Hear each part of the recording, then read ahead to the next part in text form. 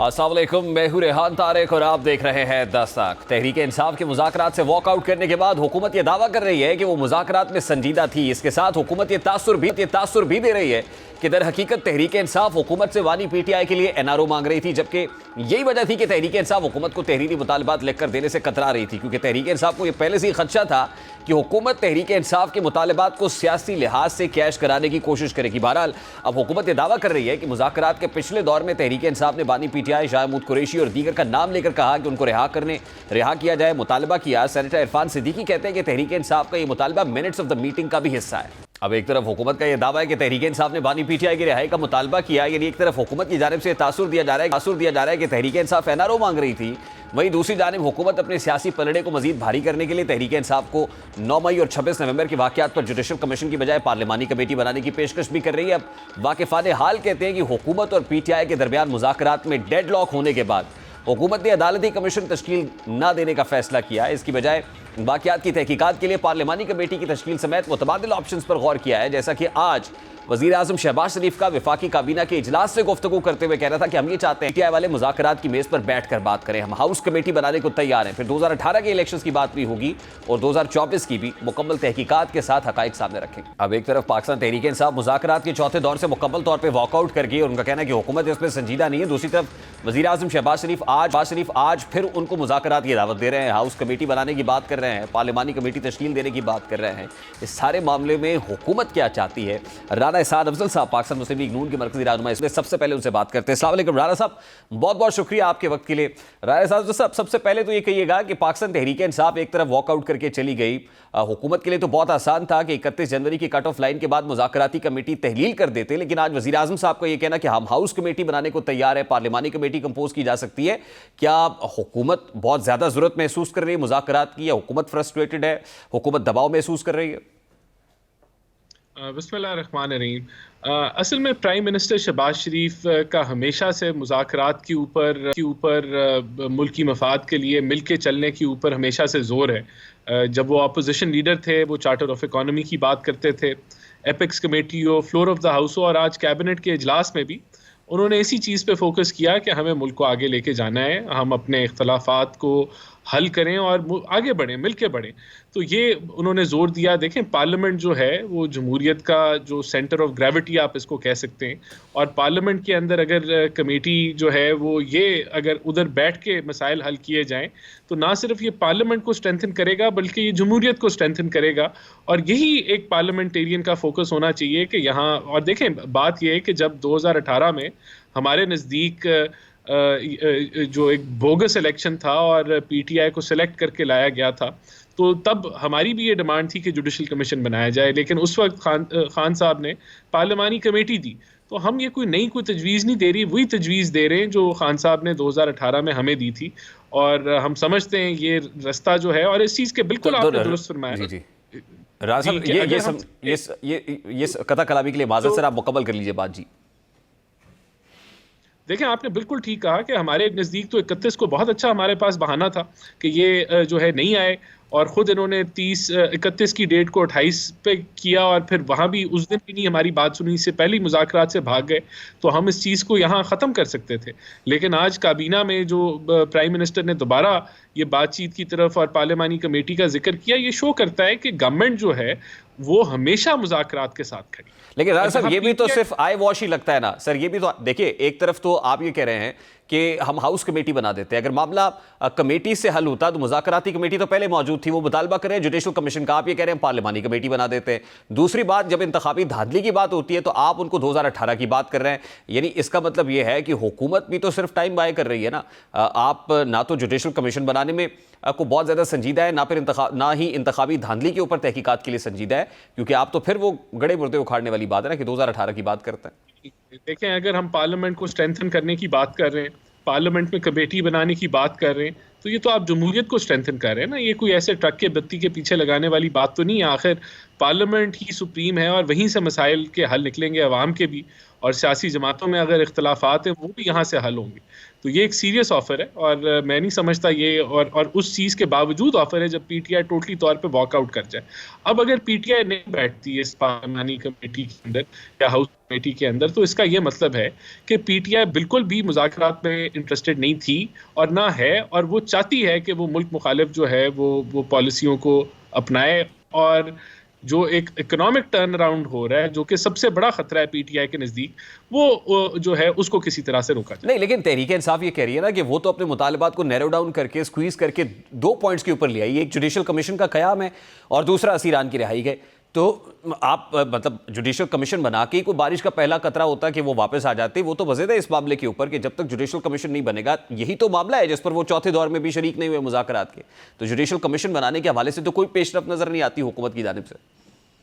नहीं, देखें, अगर तो पीटीआई का ये मौक़िफ़ है कि उनकी डिक्टेशन मानी जाएगी और उनकी हदायत मानी जाएंगी, और अगर उनकी हदायत और डिक्टेशन नहीं मानी गई तो कोई मुज़ाकरात नहीं होंगे, तो ये तो कोई हल नहीं है और ये तो कोई सीरियस जो है वो बातचीत नहीं है। देखें, हमने बातचीत का रास्ता हम आहंग कर दिया है।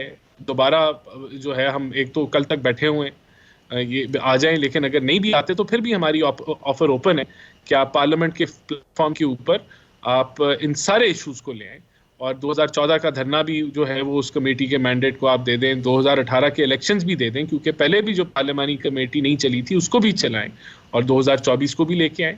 तो हम तो किसी चीज़ से नहीं घबरा रहे। हम तो समझते हैं कि पार्लियामेंट का एक अहम किरदार है और उसको हमने एक्टिवेट करना है, और ये बड़ा एक रास्ता है कि जहां अपोजिशन और हुकूमत जो है अपने इख्तलाफात को दूर करे, वहां बैठ के तहकीक करे। आप पार्लियामेंट में किसी को भी मदऊ कर सकते हैं और हम आगे बढ़ें मुल्क के मफाद। आप सिर्फ उनको एक पिक्चर दिखा रहे हैं कि अब 2014 की भी बात करेंगे, 2018 के इंतखाबात की बात करेंगे, यानी आप ये बताना चाहते हैं कि या प्रेशर माउंट करना चाहते हैं पीटीआई के ऊपर कि आप अपने मुतालिबात से ज़रा 1 इंच पीछे हटें, अदरवाइज़ ये प्रैक्टिकली पॉसिबल नहीं है। यही बता रहे हैं आप पीटीआई को, यही मैसेज दे रहे हैं? नहीं, देखें, हमारा मैसेज तो क्लियर है कि आप पार्लियामेंट में आएँ और अब जितने भी इश्यूज़ हैं उनको हम रिजॉल्व करें और वे फॉरवर्ड निकालें। ये हमारी ऑफर है। अब आप इसको ये कहें कि हम कोई ट्रक की बत्ती दिखा रहे हैं, तो ऐसा नहीं। ये आपका मौक़िफ़ होगा, हमारा नहीं। राज़ा, ये ट्रक की बत्ती की इस्तेलाह अच्छी है और आप ही ने इस्तेमाल की है, तो मेरा ख्याल है कि इसी को बाय कर लेते हैं। ये कोई टाइम ये तो बाइंग है। आपका आप उसी तरफ नहीं, टाइम बाइंग नहीं है। पार्लियामेंट के अंदर बड़ा सीरियस काम होता है। पार्लियामेंट इस मुल्क का कानून बनाती है, आइन बनाती है। तो पार्लियामेंट जो है वो 2 पार्टीज़ के दरमियान में जो मसाइल हैं या जो भी एक पार्टी के इश्यूज हैं, कंसर्न्स हैं, उनको रिजॉल्व भी कर सकती है, और ये बड़ा अच्छा राजा साहब, ये बड़ी अच्छी बात है कि हुकूमत मुज़ाकरात के लिए दरवाज़ा खुला रखना चाहती है, ये खुशाइंद है। लेकिन आपको लगता है कि पाकिस्तान तहरीक इंसाफ भी अल्टीमेटली मुज़ाकरात की मेज़ पे आन बैठेगी? आप महसूस कर रहे हैं ऐसा? देखें, पाकिस्तान तहरीक इंसाफ अभी पूरी दुनिया घूमी है। ऑक्सफर्ड में इन्होंने इलेक्शन लड़ा के खान साहब को रिहा कराएं, वहाँ वो फेल हुए। अभी अमेरिका में गली गली कूचा कूचा ये फिरे, कांग्रेसमैन से खतूत लिखवाए, वहाँ ये फेल हुए। रिचर्ड ग्रेनल से ट्वीट्स लिखवाई, उसने ट्वीट्स डिलीट कर दी। और फिर ये 26 नवंबर को एक इंतशारी मार्च किया इन्होंने पाकिस्तान की तारीख में, वहाँ ये फेल हुए। अब ये मुज़ाकरात से उठ गए क्योंकि खान साहब को अल-कायदा ट्रस्ट में जो है वो सज़ा हो गई। तो अब देखें, ये हमें नहीं समझ आ रही कि ये अब इनकी नई स्ट्रैटेजी है कि ये सूबों के रास्ते बंद करेंगे और यहाँ इंतशार फैलाएंगे ताकि ये पाकिस्तान तमाशा बने दुनिया के एक प्लेटफॉर्म में और फिर दुनिया इंटरवीन करे। तो ये इनकी स्ट्रैटेजी है, लेकिन ये स्ट्रैटेजी नहीं, ये रिजल्ट्स नहीं लाएगी, क्योंकि अभी तक इनके सारे प्लान फ्लॉप हुए हैं, आगे भी फ्लॉप ही होंगे। देखें, मुल्क की इकॉनमी टर्न अराउंड कर गई है। हम तो समझते हैं इनके पास अब वो स्ट्रीट पावर भी नहीं रही, क्योंकि अवाम जानती है कि हालात बेहतर हो रहे हैं और पाकिस्तानी अवाम खुद अपने पैरों पे कुल्हाड़ी नहीं मारेगी कि पॉलिटिकल इंस्टेबिलिटी फैलाएं और माहौल को कशीदा करें। तो हम समझते हैं कि इनकी जो काविश होगी पॉलिटिकल इंस्टेबिलिटी की, वो भी फेल होगी। ये जो सूबों के रास्ते बंद करना चाह रहे हैं और ये एहतजाजी तहरीक चलाना चाह रहे हैं, इससे कुछ नहीं मिलेगा। बारकैफ सर, ये ग्रैंड ऑपोजिशन अलायंस का मामला हो या सड़कों पे आने का हो, ये पॉलिटिकल इंस्टेबिलिटी तो रहेगी। ये इंटरनल प्रेशर है। जो एक्सटर्नल प्रेशर है, जैसे आप मुतनाज़ा कानून साजी कर रहे हैं, पेका एक्ट के ऊपर भी GSP प्लस स्टेटस वापस लेने के हवाले से बातें इंटरनेशनल फोरम्स के ऊपर भी हो रही हैं, तो आपको नहीं लगता कि अल्टीमेटली ये बात भी इकोनॉमी के लिए कोई नेक शगुन तो नहीं होगी, कोई अच्छी बात तो नहीं होगी कि हुकूमत को ना सिर्फ इंटरनल प्रेशर का दबाव का सामना है बल्कि एक्सटर्नल प्रेशर भी आ रहा है। देखें, जीएसपी प्लस तो आपका 2027 तक एक्सटेंड हो गया है और हमारा ईयू के साथ हर वक्त राब्ता रहता है, तो कोई ऐसा कंसर्न नहीं है। बाकी देखें, ये भी एक मिथ है कि पॉलिटिकल स्टेबिलिटी अगर नहीं होगी तो इकोनॉमिक स्टेबिलिटी नहीं होगी। देखें, पीटीआई के दौर में कोई पॉलिटिकल इंस्टेबिलिटी नहीं थी, लेकिन ये इकोनॉमिक स्टेबिलिटी नहीं अचीव कर सके। और पिछले 2 सालों में, 2.5 सालों में पीटीआई ने कोई कसर नहीं छोड़ी कि इंतशारी सियासत करें, पॉलिटिकल इंस्टेबिलिटी फैलाएं, लेकिन उसके बावजूद इकोनॉमी स्टेबलाइज हो गई है। इकोनॉमिक स्टेबिलिटी इकोनॉमिक विजन से आती है। ये विजन प्राइम मिनिस्टर शहबाज शरीफ ने उड़ान पाकिस्तान का दे दिया है और वो पॉलिसी कंटिन्यू करेगी, चाहे ये जो मर्जी धरने करें, ये स्ट्रीट प्रोटेस्ट करें। अव्वल तो इनके सारे ये प्लान फ्लॉप होंगे, लेकिन हम इकोनॉमिक ग्रोथ की तरफ बढ़ चुके हैं और उसका रास्ता कोई ये जो काविश पॉलिटिकल इंस्टेबिलिटी की है वो नहीं रोक सकेगी। We are already turn around हो चुकी है इकोनॉमी और बेहतरी के रास्ते के ऊपर गामजन। अच्छा राना साहब, लास्टली एक तासुर ये है कि कोई मिनिमम कॉमन एजेंडा के ऊपर कंसेंसस पीटीआई और हुकूमत का कोई हो गया है, या वो कंसर्न क्वार्टर्स को लूप इन करके हो गया हुआ है, और ये सिर्फ जो है वो एक पब्लिक सेंटिमेंट या परसेप्शन के लिए है जो कुछ हो रहा है। अल्टीमेटली बहुत सारी अरेंजमेंट जो है वो हो चुकी हुई है कि कब होगा और कैसे होगा, और फिर ये मुज़ाकरात की मेज़ भी सजेगी और मिनिमम कॉमन एजेंडे के ऊपर बातें तय भी हो जाएंगी। देखिए, ये तो अगर ऐसा है तो ये तो बड़ी अच्छी बात है कि मामला सेटल हो चुके हैं, लेकिन मेरा नहीं ख्याल ऐसा है। पीटीआई जो है ऑब्वियसली इस वक्त जो उन्होंने अनाउंस किए हैं स्ट्रीट प्रोटेस्ट और ये वो ना करते अगर ऐसा कुछ हो जाता।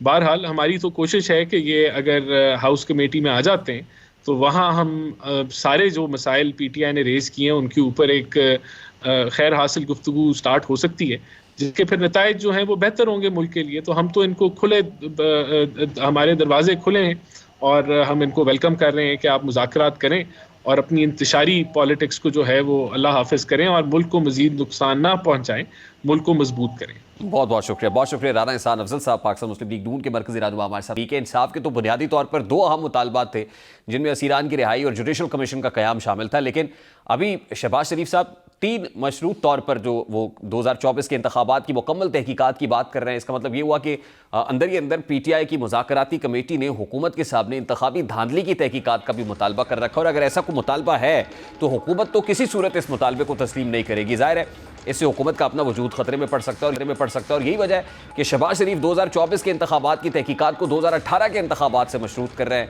इसी तरह हुकूमत जुडिशल कमीशन पे हाउस कमेटी बनाने का जवाब ये दे रही है कि कानूनी तौर पर हुकूमत जुडिशल कमीशन नहीं बना सकती, क्योंकि हुकूमत ने इस मामले पर कानूनी माहिरीन और सीनियर वकला से मुशावरत की है, जिन्होंने हुकूमत को मशवरा दिया है कि इन मुकदमात के लिए अदालती कमीशन तश्कील नहीं दिए जा सकते, जिनका फैसला पहले ही हो चुका है या फिर अदालतों में उनको चलाया जा रहा है। अब ये वजह है कि हुकूमत एक तीर से 2 शिकार कर रही है। एक तरफ वो अपने सियासी कद में इजाफा करने के लिए तासुर दे रही है कि वो अब भी लचक दिखाकर मुज़ाकरात के लिए तैयार है, और दूसरी जानिब वो तहरीक इंसाफ की सियासी पोजीशन को कमज़ोर करने के लिए दावा कर रही है कि वो एनआरओ मांग रही है। बहरहाल ये बात दुरुस्त है कि तहरीक इंसाफ मुबैना इंतखाबी धांधली पर खामोश बैठने वाली नहीं है। वो 8 फरवरी को जलसा या एहतजाज करने की तैयारी भी कर रही है, और अब बानी पीटीआई ने हुकूमत को एक तरह से ये वाज़ेह पैगाम भी दे दिया है कि वो 9 मई और 26 नवंबर के मामले पर खुद से तहकीकात कराएं और मुबैना इंतखाबी धांधली पर भी हुकूमत की मुश्किलात में इजाफा करेंगे, क्योंकि अब मीडिया रिपोर्ट्स के मुताबिक खैबर पख्तूनख्वा में मुबैना धांधली की तहकीकात कराने की हिदायत कर दी है। ज़राए के मुताबिक बानी पीटीआई ने वज़ीर आला KPK अलीमीन गंडापुर को 3 अहम टास्क देते हुए आम इंतखाबात के दौरान सूबे में मुबैना धांधली से मुतालिक तहकीकात कराने की हिदायत की है। बानी पीटीआई ने पेशावर के 9 सूबाई और कौमी असम्बली के हल्कों में मुबैना धांधली से मुतालिक तहकीकात कराने की हिदायत की है, जिसमें तैमूर सलीम झगड़ा का सूबाई असम्बली और नूर आलम खान के कौमी असम्बली के हल्के शामिल है। ज़राए के मुताबिक पेशावर के 9 हल्कों के रिटर्निंग ऑफिसर्स के जारी किए गए फॉर्म 45 और फॉर्म 47 के ऑडिट कराने की हिदायत भी की गई है।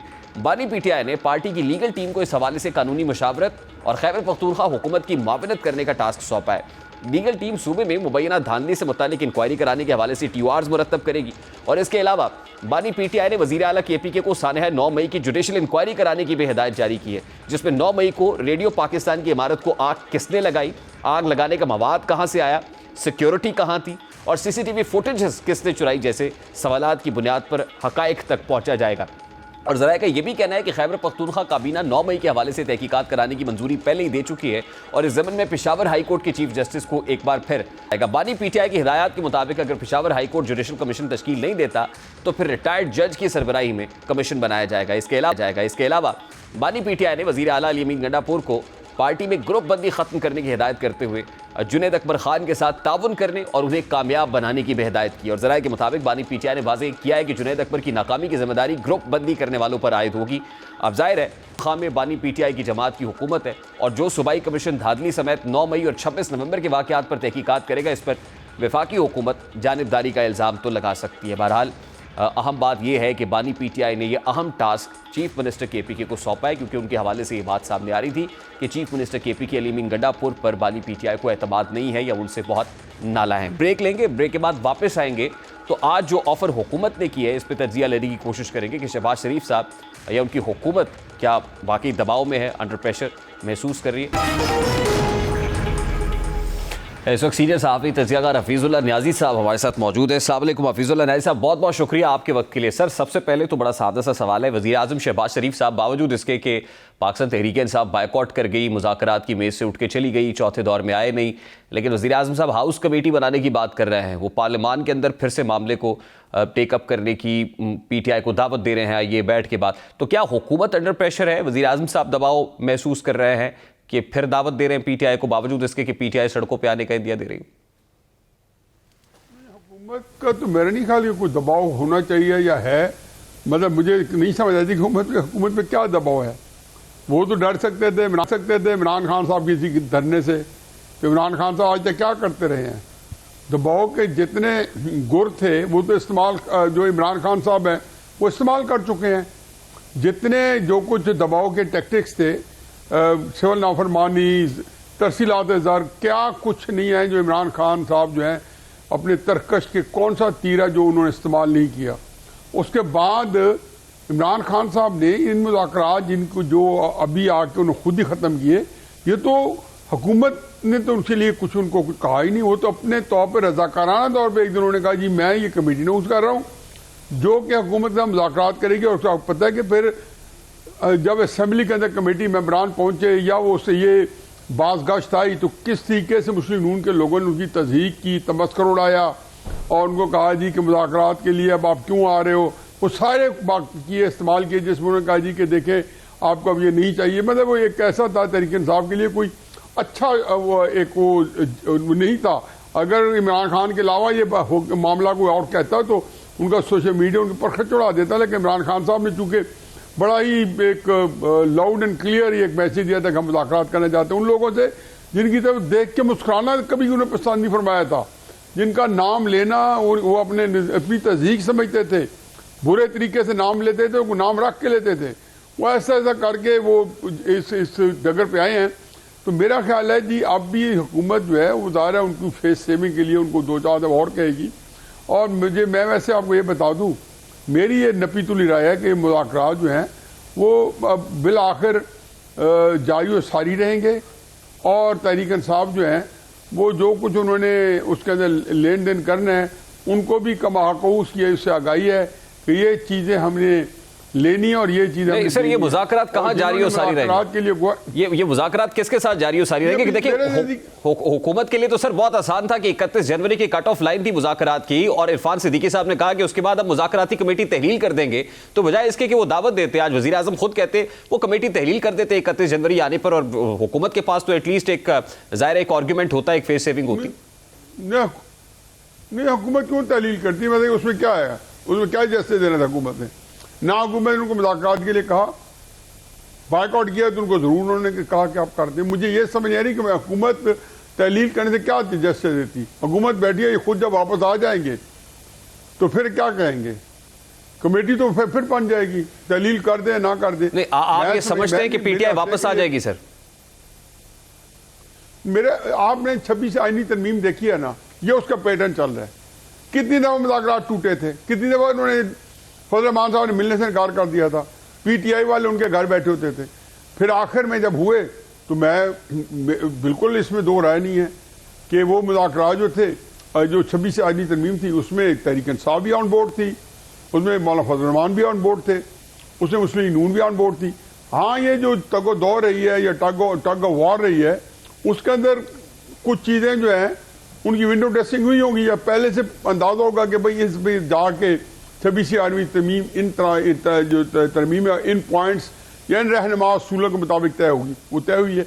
बैन ही ये वही काम चल रहा है जिसमें और कई मौके आएंगे जब मुज़ाकरात टूट आजकल टूटे नजर आ रहे हैं। एक आधा वक्त शायद और भी ऐसा मंजर पेश हो।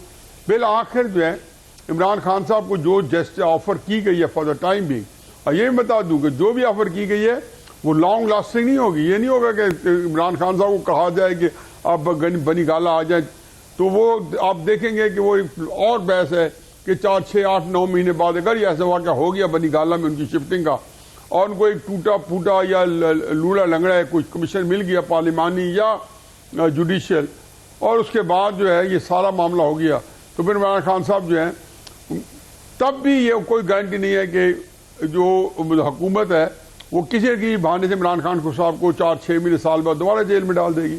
लेकिन sir at this point in time Imran Khan को क्या ऑफर की गई है सर, और किसने ऑफर की है? और अभी ये जो उबाल नजर आ रहा है कि जैसे इमरान खान ये कह रहे हैं कि फिर से मज़ामती सियासत होनी चाहिए, तो फिर ये सिर्फ दिखावे के लिए है, यानी ये सिर्फ आई मीन फेस सेविंग के लिए, अपने वर्कर सपोर्टर्स के लिए कि देखो हम लोग मज़ामत कर रहे हैं और मुज़ाकरात से बाहर आ गए? क्या बताऊं जी कि कैसे, मतलब कि मुझे नहीं समझ आती कि हमें ये सवाल, मेरे नज़दीक तो एक उस तरीके से उसकी कोई अहमियत नहीं है, क्योंकि इमरान खान साहब ने या तो मुज़ामती सियासत की ना, और हमें तजस्सुस हो कि उन्हें क्या करना है। शायद आपकी हद तक हो, मेरा नहीं ख्याल कि पाकिस्तान में किसी भी जी फैम जी शऊर कोई बंदा भी हो, आप हो, आप तो ज़्यादा मुझसे ज़्यादा जो है अवेयरनेस है, खबरों के भी करीब रहते हैं, लेकिन क्या मतलब कि क्या उनका प्रेशर हुकूमत में हो सकता था, या होगा कि जी मैं ये एहतजाजी सियासत शुरू करूंगा तो हुकूमत दबाव में आ जाएगी। क्राइसिस ये है कि इमरान खान साहब, मैंने पहले अर्ज किया, दोबारा दोहराना पड़ेगा कि इमरान खान साहब के पास कोई भी ऐसी चीज़ नहीं हुकूमत को दबाव में ला सके, और उनको मुज़ाकरात चाहिए भी सही, क्योंकि ये मुज़ाकरात उन्होंने खुद ही आगाज़ किया था, और फिर ये जो लोग मुज़ाकरात जिन्होंने किया होगा उस वहाँ पहले कोई ना कोई रहनुमा असूल वज़ा कर दिए गए होंगे, और रहनुमा असूल यही होंगे कि आप जो हैं ये चीज़ें आपको मिल जाएंगी और ये चीज़ें आपको नहीं मिल सकेंगी, और उन्हीं के मुताबिक कि उन्होंने सारे मुतालबात को पसे पुश डाल के कह दिया कि हमारी 2 बातें मान लो तो फिर हम मुज़ाकरात करेंगे, यानी कि हम आपकी बात मान लेंगे, जिसका मैं अगर मुझसे पूछे तो जो उसको अगर मैं डिसाइफर करूं, अगर मैं उसको डिसाइफर करूं तो मुझे यही पता चलेगा कि ये मुझे जो मेरे सामने आता है कि उसके बाद वो इमरान खान साहब का मानने का वक्त आ जाएगा, और वो जब बनी गाला जाके बगैर जो चुप का रोज़ा रख के कुछ अरसा गुजार देंगे। सर मैं यही जानना चाह रहा हूँ ना कि ये रहनुमा उसूल जो तय हुए हैं, आप कह रहे हैं कि हो गए हैं तय, और जाहिर एक सेट अरेंजमेंट के तहत मामला चल रहे हैं, बिल्कुल उसी तरह जैसे 26वीं आईनी तरमीम में हुआ, तो सर ये कहाँ हुए, यानी रूल्स ऑफ द गेम किसने सेट किए हैं, किस जगह पे हुए हैं? क्या हुकूमत के साथ ही हुए इमरान खान के, या किसी और जगह पे हुए हैं? किसी और जगह पे हुए, इसमें तो कोई रॉकेट साइंस है ही नहीं पाकिस्तान के अंदर। हम तो ऐसे समझ रहे हैं कि जैसे को बहुत कोई ऐसा कोई राज अफशा कर दूंगा, किसको नहीं पता कि एस्टैब्लिशमेंट जो है वो इमरान खान साहब का जो उनका जो टकराव है सियासी जमातों से ज़्यादा एस्टैब्लिशमेंट के साथ है। तो सर ये तासुर दुरुस्त है कि फिर बाज़ाब्ता तौर पर हुकूमत के साथ मुज़ाकरात अभी ख़त्म हुए हैं, दूसरी तरफ मुज़ाकरात ख़त्म नहीं हुए, वो मुसलसल चल रहे हैं? नहीं, हुकूमत के साथ नहीं ख़त्म हुए, मैं यही तो मेरा जिक्र जो मेरा एक थीसिस है वो ये है कि हुकूमत के साथ मुज़ाकरात जो है ये इसकी 2 सूरत हाल है।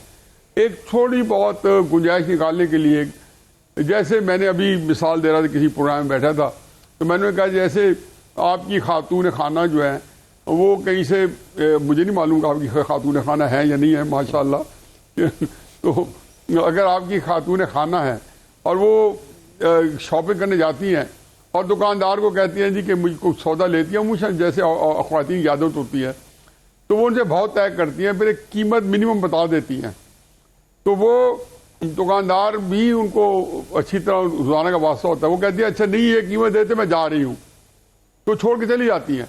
फिर ख्याल आता है ये वाकई दुकानदार तो नहीं दे रहा, फिर वापस आती है अच्छा फिर उस कीमत पे दे दो। तरीका साहब बिल्कुल ये है कि जी मैं छोड़ के जा रहा हूँ।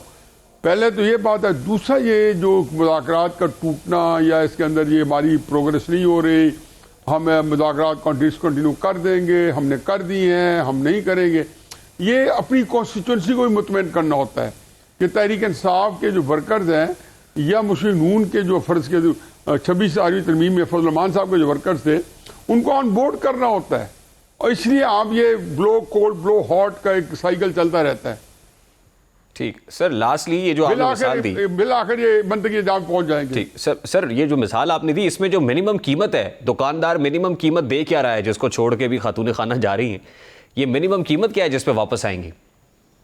ये मैं तो कई दफ़ा कहते दोबारा दोहरा देता हूँ। अभी कि मैंने कहा है कि उनको इमरान खान साहब को उन्होंने जो ऑफ़र की गई होगी कि आप फिलहाल जो है वो चुप का रोज़ा रखें, जो इससे पहले इतनी नरम शराइत किसी को नहीं दी गई माजी में। 2 वज़ीर आज़म जो है शेख मुजीबुर रहमान अपनी जान खो बैठा, भुट्टो साहब जान खो बैठे, नवाज शरीफ साहब अलबत्ता उनकी जो ऑफ़र थी उसके साथ उन्होंने कोई ना कोई समझौता किया तो आज कम से कम अपनी ज़िंदगी बचा पाए हैं। तो मेरा अपना ख्याल है कि इमरान खान साहब को तो बड़ी फॉर द टाइम बिंग बहुत ही एक ऐसी ऑफ़र की जा रही है कि जैसे बिल्कुल ही वो सेशन कुछ भी नहीं मांग रहे उनसे कि आप चुप का रोज़ा रख के बनिकाला बैठ जाएं। यानी कि उनको घर की सहूलत, जेल से बाहर सिर्फ यह है कि आप दखल ना दें। तो फिर अगर ये तो मिनिमम है ये अब, और दूसरा ये है कि उनके जो साथी हैं मोरलेस तकरीबन सारे रिहा कर दिए जाए। शायद एक आध को इमरान खान साहब के ऊपर दबाव बनाने के लिए एक आध को रख लिया जाए, बाकी सारे साथी भी रिहा हो जाए इमरान खान साहब के। उनको 2 ही शराइत है ना, और जो लूला लंगड़ा जुडिशल कमीशन बन जाए जो बिल आखिर इमरान खान साहब के साथ वही सलूक करे जो 2014 में इलेक्शन धांधली पे जो नासिर मुल्क जुडिशल कमीशन बना था और जिससे फिर फाइंडिंग दी थी और इमरान खान साहब को मुंह की खानी पड़ी थी। तो मेरा ख्याल है कि इस तरह का कमीशन बना या पार्लिमानी कमीशन बना तो वो ऐसे ही होगा जैसे इमरान खान साहब ने 2018 के इलेक्शन में अपोजिशन पुरजोर जो मुतालबे पे एक बनाया था, तो अब दोबारा उनको जो है वही कमीशन जो है उनके वास्ते में आ रहा है, उसी तरह का कमीशन आएगा उनके। बहुत बहुत शुक्रिया। हफीजुल्लाह नियाज़ी साहब हमारे साथ मौजूद थे। हुकूमत पर यह इल्ज़ाम लगता है कि वो बहुत मुतनाज़ा कानून साजी कर रही है और ये कानून साजी वो सिर्फ अपने सियासी मफाद को देख कर रही है। जैसा कि हुकूमत पर यह इल्ज़ाम है कि जो पैका एक्ट में तरमीम की हैं, ख़ासतौर पर 26वीं आईनी तरमीम के बाद जो तरमीम हुई हैं वो इसलिए मंजूर की गई है कि वो अपने खिलाफ उठने वाली आवाज़ों को दबा सके। अब पैका एक्ट सदर के दस्तखत के बाद कानूनी शक्ल इख्तियार कर चुका है, लेकिन सहाफ़ती तंजीमों और अपोजिशन की जानिब से इस कानून को सख्ती से रद्द कर दिया गया है, क्योंकि सहाफ़ती तंजीमें और अपोजिशन जमातें ये समझती हैं कि ये कानून सहाफ़ियों की आवाज़ को दबाने के लिए बनाया गया है। अब यही वजह है कि इस्लामाबाद हाई कोर्ट बार ने पैका एक्ट तरामीम को चैलेंज करने का फैसला कर लिया। सदर हाई कोर्ट पैका तरामीम को सहाफ़ियों के साथ मिलकर इस्लामाबाद हाई कोर्ट में चैलेंज किया जाएगा। सदर हाई कोर्ट बार के मुताबिक पैका एक्ट में तरमीम काला कानून और आज़ादी इज़हार राय का गला घोंटने के मुतरादिफ है। सहाफ़ती तंजीमें हुकूमत के इस फैसले से खुश नहीं हैं। ऐसा लग रहा है जैसे सहाफ़ी बरादरी और एक तबका हुकूमत के सामने आ खड़ा हुआ है। बुनियादी तौर पर हुकूमत का ये मौक़िफ़ है कि ये एक्ट सोशल मीडिया जैसे को कंट्रोल करने के लिए है, क्योंकि सोशल मीडिया पर किसी किस्म का कोई चेक एंड बैलेंस नहीं है। हुकूमत का मानना है कि एक सियासी जमात अपने सोशल मीडिया के जरिए मुल्क और इदारों के खिलाफ नफरत अंगेज़ मवाद को बढ़ावा दे रही है, जिसके आगे बंद बांधना इंतहाई नागुज़ीर है। लेकिन ज़ाहिर है जो इस कानून से मुतासिर हो सकते हैं वो हुकूमत की मंतक मानने को तैयार नहीं है। और इसकी एक बड़ी वजह यह भी है कि मौजूदा हुकूमत के दौर में एक अरसे से इंटरनेट सुस्त रवि का शिकार है और हुकूमत पर यह इल्ज़ाम लगता है कि उसने जानबूझकर इंटरनेट पर कदगनें लगा रखी हैं ताकि सारिफीन सोशल मीडिया तक रसाई को उनकी ना हो सके, वो एक्सेस कम हो जाए। अब जाहिर है आज का दौर जदीद टेक्नोलॉजी का दौर है और इस टेक्नोलॉजी में मज़ीद जद्दत और तरक्की लाने की बजाय अगर इस पर हद से ज़्यादा पाबंदियाँ लगाई जाएंगी तो सवाल तो उठेंगे। और अब हुकूमत ने पैका एक्ट को नाफिज करके मजीद शकूक व शुबहात को जन्म दिया है। यहाँ तक कि आलमी बरादरी भी इस कानून पर सवाल उठा रही है और यहाँ तक कि यूरोपीय यूनियन भी इस कानून पर अपनी तशवीश का इजहार कर रही है, जिससे पाकिस्तान का GSP+ मुतासर होने का खदशा भी पैदा हो गया है। मीडिया रिपोर्ट्स के मुताबिक यूरोपीय यूनियन ने पाकिस्तान को खबरदार किया है कि वो GSP+ स्टेटस को जो है वो हल्का ना ले। यानी यूरोपीय यूनियन के खुसूसी नुमाइंदे ने इजहार राय की आज़ादी को महदूद करने के हालिया इक़दाम की मुखालिफत की और इसके साथ ही यूरोपीय यूनियन के तर्जुमान इजहार राय की आज़ादी को GSP+ स्टेटस के लिए एक और शर्त करार दे रहे हैं। यानी हुकूमत पर पैका एक्ट के खिलाफ ना सिर्फ बढ़ रहा है बल्कि बैरूनी सतह पर भी ये दबाव बढ़ने लगा है। एक ब्रेक लेंगे, ब्रेक के बाद वापस आएंगे तो अदालती सतह पर जो इस वक्त एक तशवीश की लहर है, जो चपकलिश चल रही है, एक सर्द जंग है। इस वक्त अदालती निज़ाम तनाज़ात और कशमकश का शिकार है। रेगुलर बेंच के जजेस और आईनी बेंच के जजेस में 26वीं तरमीम के बाद तफरीक बढ़ती चली जा रही है। जैसा कि हाल ही में सुप्रीम कोर्ट की रेगुलर बेंच ने कानूनी तशरीह के मुकदमे की समाअत की। अब इस पर सुप्रीम कोर्ट के रजिस्ट्रार ने एतराज़ उठा दिया है। सुप्रीम कोर्ट के रजिस्ट्रार ने कानूनी तशरीह का मुकदमा जस्टिस मंसूर अली शाह के रेगुलर बेंच में फिक्स करने पर वजाहत तलब कर ली है। इस हवाले से सुप्रीम कोर्ट के रजिस्ट्रार ऑफिस ने जस्टिस मंसूर शाह की रेगुलर बेंच में कानूनी तशरीह का मुकदमा फिक्स करने पर इस्तफसार करते हुए फिक्सर ब्रांच के अफसरान को नोटिस जारी करके 7 रोज में वजाहत तलब कर ली है। अब देखा जाए तो ये मामला इतना सादा नहीं। बुनियादी तौर पर यह एक सीनियर तरीन जज के मुकदमा सुनने पर सवाल उठाया जा रहा है कि क्या वो कानूनी एतबार से इस केस को सुनने के मजाज थे भी या नहीं। सुप्रीम कोर्ट के रजिस्ट्रार की जानिब से मुकदमा फिक्स करने के हवाले से सवाल उठाने पर यह तासुर भी उभर रहा है कि जस्टिस मंसूर अली शाह ने अपने इख्तियारात का इस्तेमाल करते हुए इस केस को सुना है। यानी एक तरह से जस्टिस मंसूर अली शाह के इख्तियार के इस्तेमाल पर सवाल उठाया जा रहा है। अब सिर्फ यही नहीं, दूसरी जानिब सुप्रीम कोर्ट में रेगुलर बेंचेस और जजेस कमेटीज के इख्तियारात के मामले पर आईनी बेंच ने जस्टिस मंसूर अली शाह के 2 हुक्मनामे वापस लेने का तहरीरी ऑर्डर भी जारी कर दिया है। अदालती ऑर्डर के मुताबिक 13 और 16 जनवरी के जस्टिस मंसूर के हुक्मनामे बगैर किसी इख्तियार के थे, जिन्हें वापस लिया जाता है। फैसले के मुताबिक जजेस committees practice and procedure act के तहत काम करती हैं। उनको कहाँ लगेगा ये फैसला, यानी वो देखेंगे कि कौन सा केस कहाँ है। ये फैसला कमेटियों का इख्तियार है। यानी अदलिया में गहरी तकसीम नजर आ रही है, जिसकी वजह 26वीं आईनी तरमीम को करार दिया जा रहा है। जस्टिस मंसूर अली शाह के हवाले से यह तासुर भी उभर रहा है कि वो चीफ जस्टिस नहीं बन सके, इस वजह से वो आईनी बेंच के मामलात में मुदाखलत कर रहे हैं। लेकिन आज जस्टिस मंसूर अली शाह का एक तकरीब में गुफ्तगू करते हुए कहना था कि मुझे चीफ जस्टिस ना होने पर, किसी सीनियर जज होने पर खुश हूँ। जस्टिस मंसूर कहते हैं कि मोहब्बत अंधी होती है और इंसान अंधी मोहब्बत में कुछ भी कर गुजरने को तैयार रहता है। जैसा कि इस अंधी मोहब्बत में अमरीकी खातून 7 समंदर पार करते हुए अपनी मोहब्बत के उसूल के लिए पाकिस्तान पहुंची। ये मामला उस वक्त शुरू हुआ जब उनीजा नामी एक अमरीकी खातून को कराची के रिहायशी 19 साल निदाल अहमद मेमन से सोशल मीडिया पर मोहब्बत हो गई। वो बच्चों की माँ जो उनीजा 11 अक्टूबर को कराची आई थी, लेकिन निदाल के घर वालों ने इस शादी से इनकार कर दिया, जिसके बाद उनीजा कई माह तक कराची में दरबदर रही और फिर उनका वापसी का टिकट भी ख़त्म हो गया। वीज़े की मुद्दत ख़त्म होने के बाद ASF ने उन्हें एयरपोर्ट पुलिस के हवाले किया। एक NGO ने अमरीकी खातून को अमेरिका वापस जाने के लिए टिकट और माली मदद फराम की, लेकिन उन्होंने वापस जाने से इनकार कर दिया और निदाल के घर के बाहर डेरे डाल दिए। लेकिन अब इस मामले का ड्रॉप सीन हो गया है। जो इतलात सामने आ रही हैं उसके मुताबिक खातून कराची से रवाना हो चुकी है। के मुताबिक अमरीकी खातून ने ऑनलाइन टैक्सी मंगवाई और टैक्सी में सवार होकर नामालूम मकाम पर रवाना हो गई। पुलिस हुकाम का कहना है कि हमें नहीं मालूम कि अमरीकी खातून कहाँ गई है और ये इतलात भी सामने आ रही है कि अमरीकी खातून का अमरीका में मुजरिमाना रिकॉर्ड भी निकल आया है। ऑनलाइन मौजूद रिकॉर्ड में खातून का मग शॉट भी मौजूद है, यानी वो तस्वीर जो गिरफ्तारी के बाद दी जाती है। तस्वीर से तस्दीक हुई है कि ये रिकॉर्ड इसी खातून का है। मज़कूरा रिकॉर्ड में खातून की तारीख़ पैदाइश भी वही है जो कराची आने वाली खातून के पासपोर्ट पर दर्ज है। रिकॉर्ड से ज़ाहिर होता है कि उनीजा को फरवरी 2021 में अमरीकी रियासत जनूबी कैरोलिना की काउंटी चार्ल्सटन में गिरफ्तार किया गया था और खातून पर वार्निंग के बावजूद किसी दूसरे शख्स के घर में ज़बरदस्ती घुसने का इल्ज़ाम था। अब लड़के की मोहब्बत में गिरफ्तार होकर शादी करने के लिए पाकिस्तान आने वाली अमरीकी खातून को पुलिस ने करार देते हुए हिफाजती तहवील में लिया था। अमरीकी खातून ने यह ज़िद लगा ली थी कि वो अमरीका नहीं जाएंगी और उन्हें पाकिस्तान का ग्रीन पासपोर्ट चाहिए और हर हफ्ते $5000 भी। खातून क्या कह रही थी उसकी एक झलक आपको दिखाते हैं। Yeah, I was an American citizen, and now I'm a Pakistani citizen now. What I want from the Pakistani government to give me a citizenship and pay me more than $3,000 a week for me to talk. यहाँ से लोग American citizenship लेने जाते हैं, खातून Pakistani citizenship मांग रही है। Programme का वक्त अपने इख्तिताम को पहुंचा। आपसे मुलाकात होगी इंशाल्लाह। कल अपना रखिए ख्याल। अल्लाह हाफ़िज़।